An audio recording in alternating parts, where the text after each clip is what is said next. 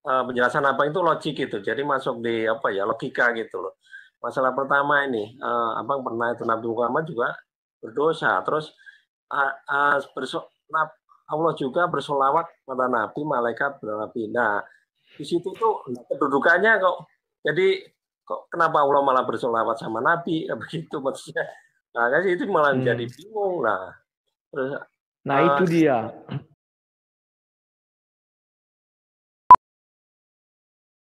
Oke, Angkling Dharma, silakan Angkling.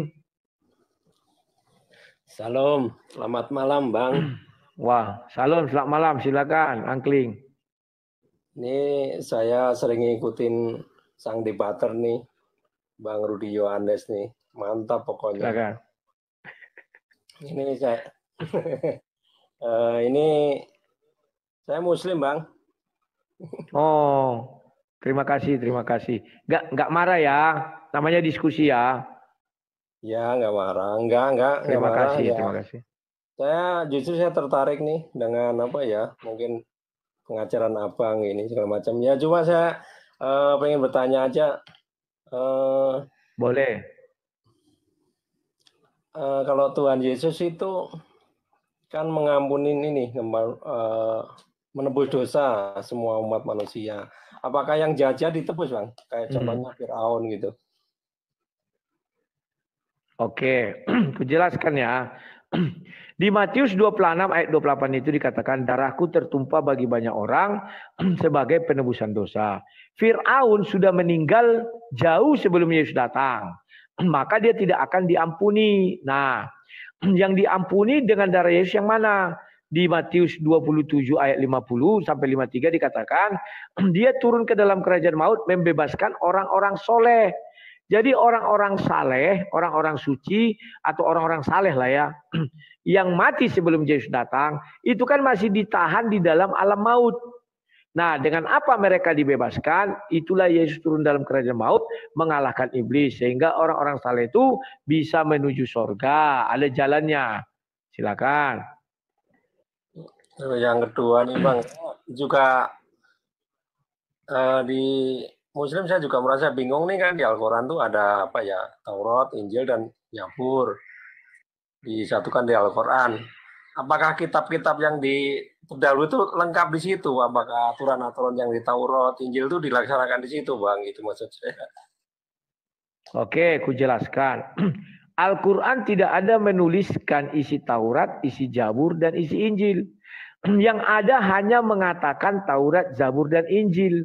Apa isi kitab Taurat Allah SWT? Sampai detik ini orang Islam tak pernah tahu. Apa isi Zabur Allah SWT? Sampai detik ini umat Islam pun tak tahu. Apa isi Injil Allah SWT? Sampai detik ini umat Islam pun tak tahu. Maka kalau kita bicara hadis Sahih Bukhari 3, jelas di situ dikatakan Waraka bin Naufal menulis Injil di dalam bahasa Ibrani atas seizin Allah. Dan di Sahih Bukhari 6467 dikatakan Waraka bin Naufal menulis Injil dalam bahasa Arab sesuai kehendak Allah. Jadi Injil Allah SWT itu ditulis oleh Waraka bin Naufal. Sekarang pertanyaannya, kemana Injil itu sekarang? Padahal waktu itu Waraka bin Naufal bertemu dengan Muhammad. Sangat mungkin Injil ini kenapa tidak diberikan kepada Muhammad untuk dijaga? Kan itu pertanyaan kita, ya. Nah, perhatikan baik-baik. Al-Quran memang ada menuliskan Taurat, ada menuliskan Zabur, dan ada menuliskan Injil. Bagi umat Islam, Daud itu penulis satu-satunya Zabur. Dan mereka mengatakan itu, bukan penulis, maksudnya penyampaian. Dan mereka mengatakan bahwa Daud itu seorang nabi. Fakta historis dan fakta arkeologis mengatakan Daud itu raja besar. Al-Quran tidak mengenal Daud sebagai raja besar. Pertama. Yang kedua, dan mereka mengatakan bahwa Mazmur itulah yang kitab daripada Zabur. Mazmur bukan hanya Daud yang menulis. Nah, jadi silakan kamu memilih mana yang benar. Silakan. Nah, di situ Bang, saya mau buat saya bingung itu di situ. Jadi pertama nih, kalau Allah menurunkan wahyu lewat malaikat Jibril begitu. Pertama nih, keadaan tertentu diturunkan wahyu begini, ntar di masa tertentu lagi di apa ya, misalnya ditolak itu atau diganti perbaruannya juga bingung. Kenapa Allah itu tidak menurunkan wahyu yang mutlak, jadi langsung aja yang benar gitu maksudnya gitu loh. Saya juga bingung itu. Jadi bingungan saya. Ya. Terus banyak. Nah, sebentar. Tadi saya berdiskusi dengan sebelum abang ya. Saya tanya, kira-kira apa ajaran baru yang dibawa Nabi Muhammad? Dia nggak berani jawab kan yang sebelum-sebelumnya. Dia bilang apa? Saya kan di sini hanya bertanya, bukan untuk menjawab. Sampai detik ini setiap saya tanya umat Islam, apa ajaran yang disempurnakan Muhammad? Mereka bilang tauhid. Sudah dibawa Ibrahim. Mana lebih sempurna tauhid Ibrahim atau tauhidnya Muhammad? Tentu tauhidnya Ibrahim. Kenapa? Karena ada surah di dalam Al-Quran yang mengatakan, ikutlah mila Ibrahim. Termasuk salah satunya tauhid Ibrahim. Kalau tauhid Muhammad lebih hebat dari tauhid Ibrahim misalnya, tidak mungkin disuruh dia mengikuti yang nggak lengkap, nggak sempurna. Itu perhatikan baik-baik. Maka pernah saya bertanya dalam sebuah diskusi, mengapa agama Islam harus ada? Sementara Ibrahim, kalian disuruh ikut mila Ibrahim. Ya mila Ibrahim itulah lanjutkan terus. Sampai hari ini mereka tidak bisa menjawab. Nah, tadi juga saya bertanya, dia katakan Tuhannya Yesus dengan Tuhannya Islam sama. Oke, saya bilang. Saya tidak membantah. Tapi Yesus mengatakan, mereka mengenal engkau satu-satunya Allah yang benar. Satu-satunya loh, gak ada duanya. Maka saya tanya, saya minta ayat dari Quranmu, di mana Allah mengatakan, aku adalah Allah satu-satunya yang benar. Tidak bisa dicari. Berarti kita sudah beda Tuhan. Satu-satunya Allah yang benar adalah yang ditunjukkan Yesus. Nah itu, silakan. Nah ya, buahnya pertama itu buat saya apa ya? Bingung juga. Jadi saya itu kemana nih? Tapi saya tertarik nih dengan apa ya? Agama abang nih, Kristen ya. Jadi di situ banyak apa ya, perintah-perintah mengasihi gitu. Kalau di saya itu kan apa ya, ada yang perangnya, ada yang gitu-gitu, ngeri-ngeri lah di situ. Terus ada lagi nih yang mungkin bertanya, mungkin kalau abang bisa jawab. Sebentar, ya.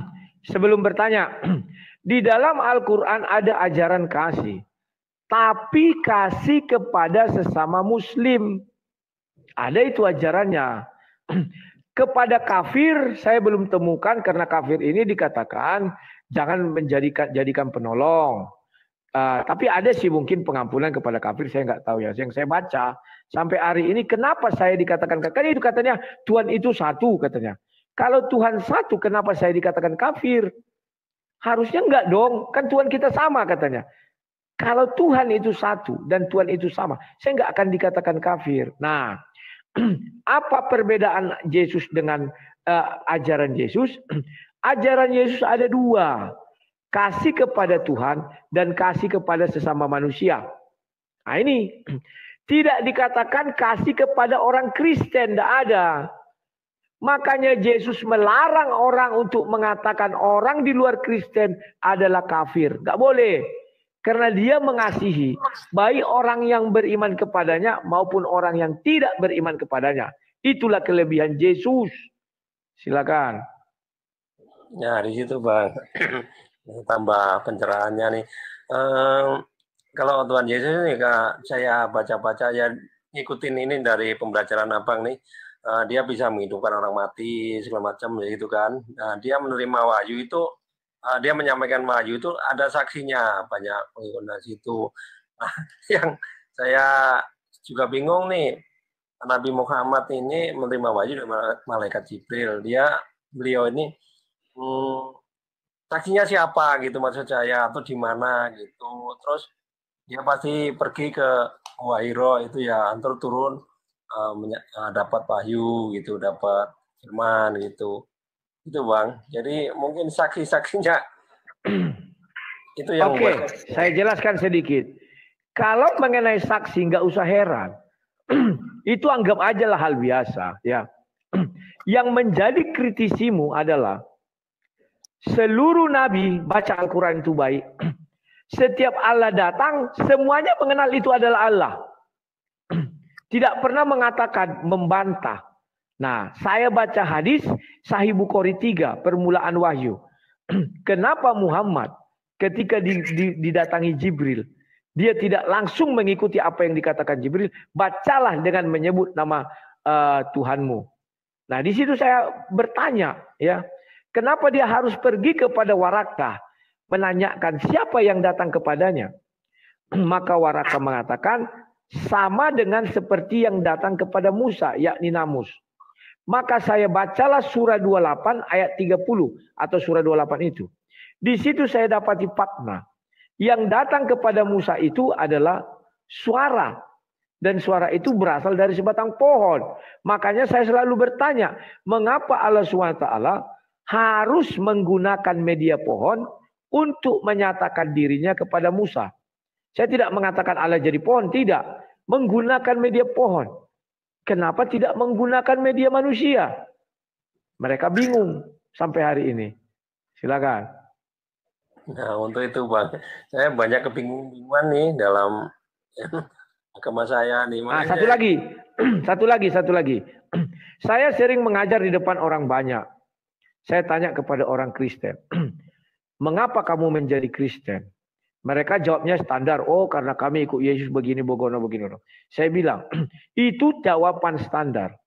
Tetapi kalau kau mau tahu kenapa kau menjadi Kristen, karena sudah ada orang Kristen yang di dalam sorga.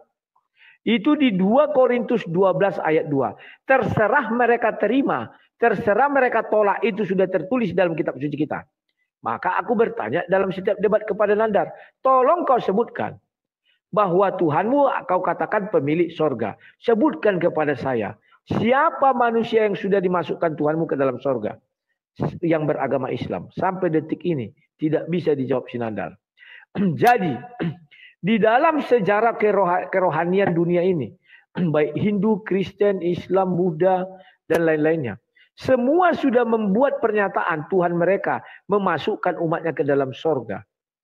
Kenapa hanya di dalam Al-Quran belum ada? Itu pertanyaan saya. Silakan. Untuk lanjutnya nih Bang, masalah ini kalau di Islam tuh kan ada itu malaikat, nama-nama malaikat, nabi-nabinya. Kalau di Kristen tuh ada nggak malaikatnya siapa? Kalau Tuhannya pasti Tuhan Yesus. Itu kalau nabinya, rasulnya mungkin Rasul Paulus, dan yang saya dengar dari abang itu Yohanes sampai itu. Nah, kalau untuk malaikatnya ada namanya nggak Bang? Ada. Contoh Gabriel, contoh Mikael, ada. Itu tertulis di dalam kitab kami. Tapi hebatnya di dalam ajaran Islam, saya banyak itu nonton video TikTok atau video reel. Banyak kali nama-nama malaikat kawan yang tidak terdapat di dalam Al-Quran. Jadi saya bingung dari mana orang ini tahu nama-nama malaikat ini semua. Ada kalau nggak salah malaikat Malik atau apa, banyak itu. Dari mana mereka tahu? Di Al-Quran aja nggak ada, saya bilang. Luar biasa. Satu lagi nih Bang, untuk mungkin Abang bisa menjelaskan nggak? Kalau di kami ini kan ada itu pas Nabi Muhammad itu melaksanakan ini ya Isra Mi'raj. Dia itu kan dia tuh ini dia di langit seberapa itu dia dilihatkan surga dan neraka. Di situ banyak orang-orang yang disiksa segala macam. Yang membuat saya bingung, pertanyaan begini. Lah kan kita ini belum dihisab, belum di ini ya, siapa yang di neraka itu, maksud saya bingung. Nah, gitu kan kita kan belum ada kayak gitu. Saya juga bingung lah, itu siapa? Itu maksud saya. Itulah pertanyaan kritis namanya. Itu pertama. Yang kedua, di dalam peristiwa Isra dan Mi'raj, coba perhatikan baik-baik. Di langit ke-1 bertemu Adam. Adam sudah mati apa belum? Sudah. Setiap saya tanya orang, Adam sudah mati. Di langit ke-1 dia dalam wujud apa? Mereka bilang, ya dibangkitkan. Oke. Kalau dibangkitkan, baca surat 7. Ayat berapa? Ayat 12 dan 14. 12 sampai 25. Apa dikatakan iblis? Berilah aku tangguh sampai mereka dibangkitkan. Kalau sudah ada manusia yang dibangkitkan, artinya iblis sudah tidak ada lagi di muka bumi ini. Kan begitu. Nah, makanya saya tanya lagi. Di langit kedua ada Yahya. Yahya sudah mati belum? Sudah. Kepalanya dipenggal. Entah dari mana informasi mereka. Al-Quran tidak menjelaskan kematian Yahya. Tapi mereka bisa. Dari mana? Dari Bible. Tapi mereka tidak mau mengakui. Kalau mereka butuh Bible, dibilang, wah ini kitab dari Tuhan. Kalau nggak butuh, dibilang itu diedit, diubah. Dan itu sudah palsu. Kan lucu. Oke. Sekarang di langit kedua dia bersama siapa? Isa. Sekarang saya tanya. Yahya sudah mati. Isa belum mati. Bertemu di situ. Dalam wujud apa Yahya? Wallahu alam. Ya sudah, nggak bisa ditanya lagi. Silakan. Ya itu Bang. Saya sekarang posisi lagi bingung nih. Jadi beragama itu kan untuk keselamatan dunia akhirat. Dan kita untuk itu dia. Makanya aku bilang beragama untuk keselamatan dunia akhirat. Kenapa saya memilih Kristen? Karena sudah ada Kristen di dalam sorga dan itu ada di dalam kitab suci kami. Artinya benar Yesus pemilik sorga. Dia berani mengatakan sama orang yang di sebelah dia. Hari ini engkau dan aku bersama-sama dalam Firdaus. Ada enggak ayat itu di alam Al-Quran? Capek kita beribadah tapi belum ada Islam yang masuk sorga. Bagaimana kira-kira? Kan kritis kita. Iya Bang. Aduh. Nah, sekarang saya tanya kamu, selama kamu di Islam ini, dengan apa umat Islam menuju surga? Coba aku tanya. Ya kalau ajaran saya mah ya kita beribadah itu Bang, sholat 5 waktu, zakat, puasa, segala macam itu, ibadah haji. Ya juga haji juga itu saya berpikir juga. Saya mau bertanya ke sama Muslim pasti kritis nih. Jadi mungkin ke Abang juga nih. Jadi ibadah juga nih contohnya. Itu kan batu ya kan. Misalnya batu dari surga katanya. Terus sampai ya begitulah sampai dicium-cium sampai begitu rela-rela gitu. Menurut saya untuk apa gitu loh. Jadi kalau kita mau beribadah ya langsung aja ke Tuhan gitu maksud saya. Itu terus ada ya, sekarang harus kita ke situ, ke Tuhan kan di mana aja. Ya. Kenapa sekarang aku jelaskan. Ya. Di dalam ajaran Islam jalan ke surga itu pertama bertobat. Maka tobatnya diterima. Yang kedua, melaksanakan seluruh perintah Allah dan menjauhi larangannya. Yang ketiga, berbuat amal ibadah dan sebagainya. Pertanyaannya, siapa manusia yang melaksanakan itu 100%? Saya tanya dalam debat. Mereka menjawab, tidak ada. Luar biasa. Termasuk Muhammad, aku bilang, iya. Kenapa Muhammad tidak bisa melaksanakan itu semua? Karena di dalam Quran dikatakan dia juga punya dosa. Nah ini kawan. Ada ayatnya waktu saya berdebat sama Wafi. Itu dibilangkan berdosa dia. Bagaimana kalian mau diselamatkan oleh seorang pendosa? Saya bilang. Sampai hari ini nggak bisa dia jawab. Nggak bisa. Nah, kalau dibilang dengan bertobat dan minta ampun. Satu orang ditulis di Al-Quran yang bertobat dan tobatnya diterima. Yakni Adam. Apakah Adam masuk surga? Enggak. Diusir. Baca aja Al-Baqarah 30 sampai 38. Diusir dari surga. Padahal tobatnya diterima. Makanya saya tantang Wafi. Bisa enggak kau tunjukkan satu ayat di Al-Quran di mana Nabi Muhammad bertobat dan tobatnya diterima? Sampai detik ini enggak bisa dia tunjukkan. Oke, ada lagi? Yang terakhir ini Bang, ini pernah Abang kan debat sama Bang Wafi itu sama siapa Nandar juga. Saya pernah itu penjelasan Abang itu logik gitu. Jadi masuk di logika gitu loh. Masalah pertama ini, Abang pernah itu Nabi Muhammad juga berdosa. Terus Allah juga bersolawat pada Nabi, malaikat bernabi. Nah, di situ tuh kedudukannya kok. Jadi kok kenapa Allah malah bersolawat sama Nabi begitu maksudnya? Nah, kan itu malah jadi bingung. Nah, itu dia. Nah, itu di ayat itu dikatakan Muhammad memiliki dosa. Bagaimana Allah bersolawat kepada yang memiliki dosa? Sementara Nabi Isa dikatakan tidak punya dosa. Baca aja Sahih Bukhari 6080. Kenapa Allah tidak pernah bersolawat kepada Nabi Isa? Dan tidak ada perintah di dalam Al-Quran agar Nabi Muhammad bersalawat kepada Allah. Saya sudah tanya itu dalam debat.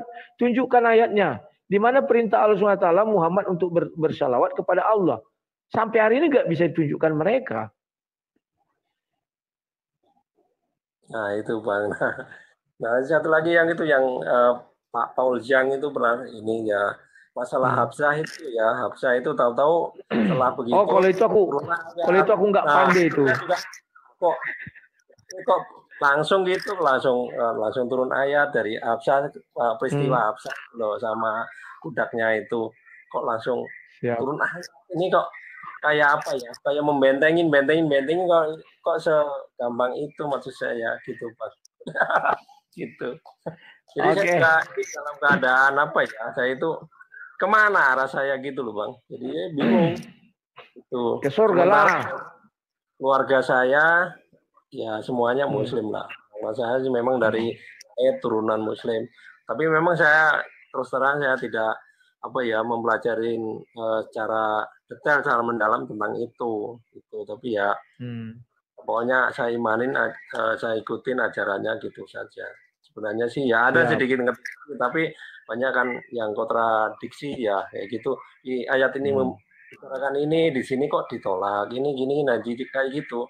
Segampang itu kenapa Allah itu tidak mengeluarkan firman yang langsung mutlak gitu, jebret gitu. Ya. Jadi kayak mohon maaf aja ya kayak apa ya itu kayak ya gitulah. Mungkin Abang lebih paham. Oke. Ya saran saya ke Pak Angling Dharma, di mana imanmu bertumbuh disitulah berada. Tujuan kita beragama menuju surga. Kalau Kristen sudah ada di surga, artinya kami berbangga. Tidak salah kami memilih Kristen. Oke, gitu aja Pak ya. Ada lagi?